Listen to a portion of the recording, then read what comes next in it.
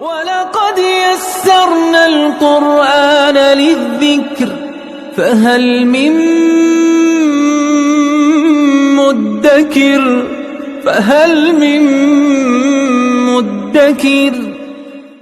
اعوذ باللہ من الشیطان الرجیم بسم اللہ الرحمن الرحیم الحمد للہ رب العالمین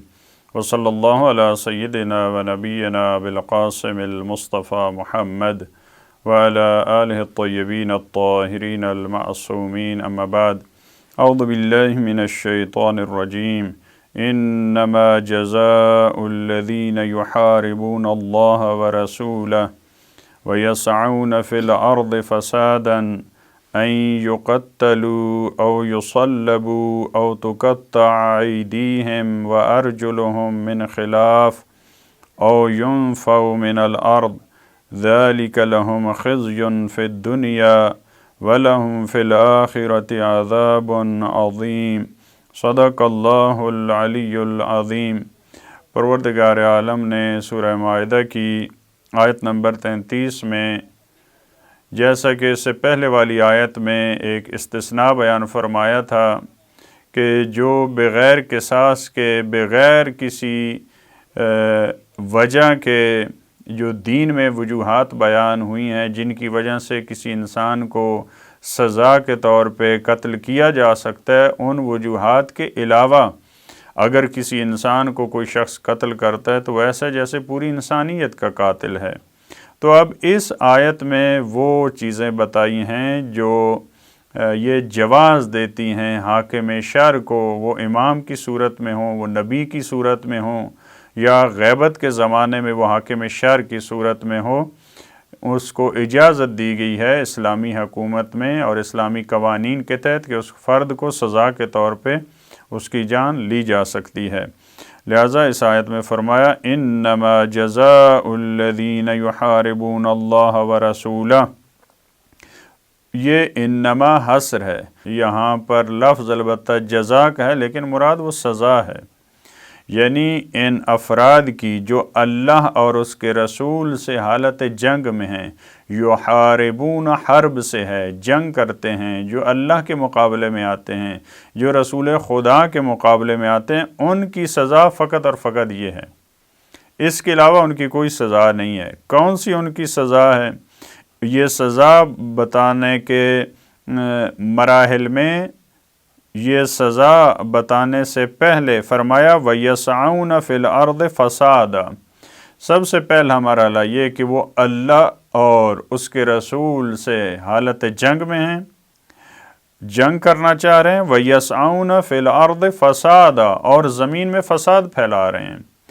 معاشرے کے امن کو خراب کر رہے ہیں، لوگوں کو ڈرا رہے ہیں، لوگوں کو دھمکا رہے ہیں۔ البتہ یہ ایک فرد سے ممکن ہے کسی فرد کی دشمنی ہو، وہ اس میں شامل نہیں ہے۔ یہ جب لفظ استعمال ہوتا ہے وَيَسْعَوْنَ فِي الْأَرْضِ فَسَادًا یا مُفْسِدُونَ فِي الْأَرْضِ، یہ ایسا یعنی ایک پورے معاشرے کے لیے چیلنج بن چکا ہو، ایسے افراد ہوں جو پورے ملک کا، جو پوری امت کا، پورے معاشرے کا نظام جو ہے وہ خراب کر رہے ہوں، اس طرح کے افراد ہوں، اور وہ سعی کر رہے ہوں، وہ کوشش کر رہے ہوں،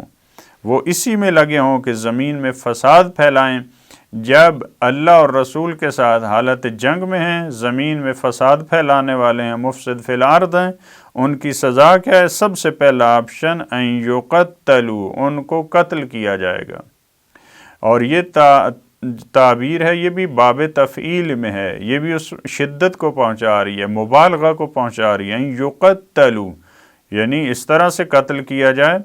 کیونکہ جو اللہ اور رسول سے حالت جنگ میں ہے، جو مفسد فی الارض ہے، اس کو جو سزا دی جاتی ہے در حقیقت یہ امن بحال کرنے کے لیے ہے، یہ دوسروں کو عبرت کا نشان دوسروں کے لیے بنانے کے لیے، تاکہ وہ اس سے درس لیں، سبق سیکھیں، وگرنہ اگر یہ سزائیں نہ ہو تو پورا معاشرے کا نظام وہ معطل ہو جائے گا، مختل ہو جائے گا،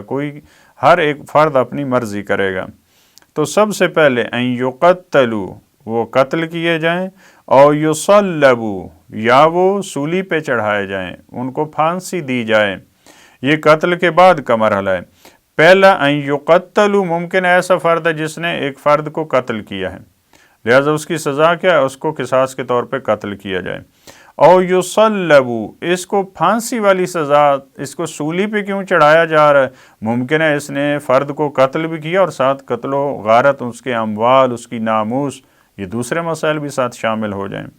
او تقطع ایدیہم وارجلہم من خلاف، یا ان کے ہاتھوں کو قطع کیا جائے، ہاتھوں کو کاٹا جائے، اور ان کے پاؤں کو من خلاف، مخالف جہت میں۔ اب یہ بہت بڑی سزائیں ہیں، البتہ یہاں پہ جو ان کے ہاتھوں کو کاٹا جائے تو اس کی اسلام میں، اب یہ ممکن ایسے افراد ہیں جو ڈاکے ڈالنے والے ہیں، جو چوریاں کرنے والے ہیں، البتہ سنت میں اور احادیث میں ہر ایک کی وضاحت موجود ہے۔ ہاتھ ایسا نہیں ہے کہ پورا ہاتھ کاٹ دیا جائے، کیونکہ کندھے سے انگلیوں کے آخر تک، پوروں تک یہ بھی ہاتھ ہوتا ہے، کونی سے آخر تک یہ بھی ہاتھ ہوتا ہے، کلائی سے آخر تک یہ بھی ہاتھ ہوتا ہے، لیکن روایات اہل بیت میں کہ فقط اس کی 4 انگلیاں، اس کا ایک خاص حصہ جو ہے وہ کاٹا جائے گا، ایسا نہیں ہے کہ پورا ہاتھ اس کو کاٹا جائے۔ اس کی ضمن میں روایات موجود ہیں جن کو تفصیلی کتب میں دیکھا جا سکتا ہے۔ اور ان کے پاؤں کو من خلاف یعنی مخالف جہت میں، اگر دائیں ہاتھ کی انگلیاں کاٹی جائیں تو بائیں جو پاؤں ہے اس کا حصہ کاٹا جائے، تو اس طرح سے یہ بھی ان کی سزا ہے۔ او ینفوا من الارض، یا یہ ہے کہ ان کو ملک بدر کیا جائے، ان کو زمین سے، اس کو نفی بلد کہتے ہیں، ان کو اس شہر سے نکال دیا جائے، اس ملک سے نکال دیا جائے۔ یہ ممکن ہے یہ بھی ایسے افراد ہوں جو اس زمین میں فساد پھیلانے والے ہیں، یہ ان افراد کا وہاں پہ رہنا، اس شہر میں رہنا، اس ملک میں رہنا، اس آبادی میں رہنا نقصان دہ ہے، لہٰذا ان کو دوسری جگہ۔ تو یہ یہاں پہ او کے ساتھ پروردگار عالم نے یہ تخییر کے آپشنز دیے ہیں، یہ کام کر سکتے ہیں، یا یہ ایسا نہیں ہے کہ ایک فرد کے بارے میں یہ سارے ہو سکتے ہیں،